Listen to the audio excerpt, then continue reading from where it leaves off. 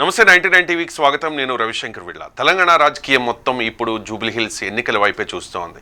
ఇవి పేరుకే బైపోల్స్ అయినా రాష్ట్ర భవిష్యత్తు, రాజకీయ నేతల భవిష్యత్తు వీటిపైనే ఆధారపడి ఉంది అనేది స్పష్టమవుతోంది.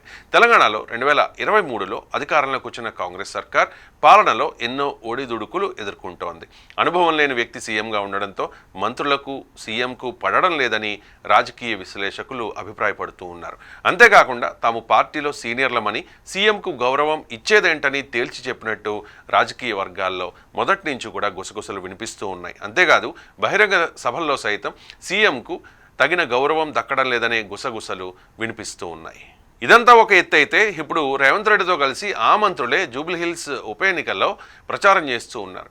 గడప గడపకు తిరుగుతోన్న పార్టీ సీనియర్ నేతలు ఎవరి ప్రచారం వారు చేసుకుంటూ ఉన్నారు.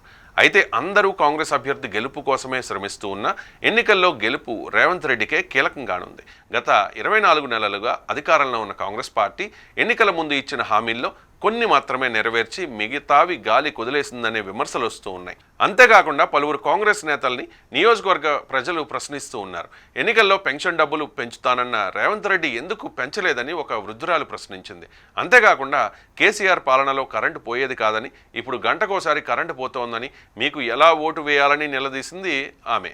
దీంతో ఏం చెప్పాలో తెలియక కాంగ్రెస్ ముఖ్య నేతలు అక్కడి నుంచి నిదానంగా జారుకుంటూ ఉన్నారు. అయితే ఇదే ప్రశ్న ప్రతి ఒక్కరిలో వ్యక్తమవుతోంది. దీంతో రేవంత్ రెడ్డి భవిష్యత్తుపై నీలి నీడలు కమ్ముకున్నాయి. గత ఎన్నికల్లో అన్నీ తానై ముందుండి నడిపించిన కింగ్ మేకర్ ఇప్పుడు తాను ఇచ్చిన హామీలు సరిగ్గా నెరవేర్చకపోవడంతో నగరవాసులు పార్టీ నేతలపై ప్రశ్నల వర్షం కురిపిస్తూ ఉన్నారు. అంతేకాకుండా ఇటీవల జూబ్లీహిల్స్లో జరిగిన సభలో పాల్గొన్న రేవంత్ నవీన్ యాదవ్ను గెలిపించకపోతే సన్నబియ్యం పంపిణీని నిలిపేస్తామని ఘాటు వ్యాఖ్యలు చేశారనే ఆరోపణలు కూడా ఉన్నాయి. దీంతో ఇప్పటికే కాంగ్రెస్పై వ్యతిరేకతతో ఉన్న ప్రజలు ఇలాంటి వ్యాఖ్యలతో రేవంత్పై కోపంతో ఉండే ఛాన్స్ కనిపిస్తోంది. ఈ ఎన్నికలు రేవంత్ రెడ్డి మనుగడకు కఠిన పరీక్షేనని చెప్పాలి. కాంగ్రెస్ ప్రభుత్వం చేస్తోన్న అభివృద్ధికి జూబ్లీహిల్స్ ప్రజలు సుముఖంగా ఉంటే రానున్న రోజుల్లో రేవంత్ రెడ్డికి తిరుగు ఉండదని రాజకీయ విశ్లేషకులు భావిస్తూ ఉన్నారు. ఒకవేళ ఈ ఎన్నికల్లో బీఆర్ఎస్ విజయం సాధిస్తే రానున్న రోజుల్లో అధికారం బీఆర్ఎస్దే అవుతుందని కూడా అంచనా వేస్తూ ఉన్నారు.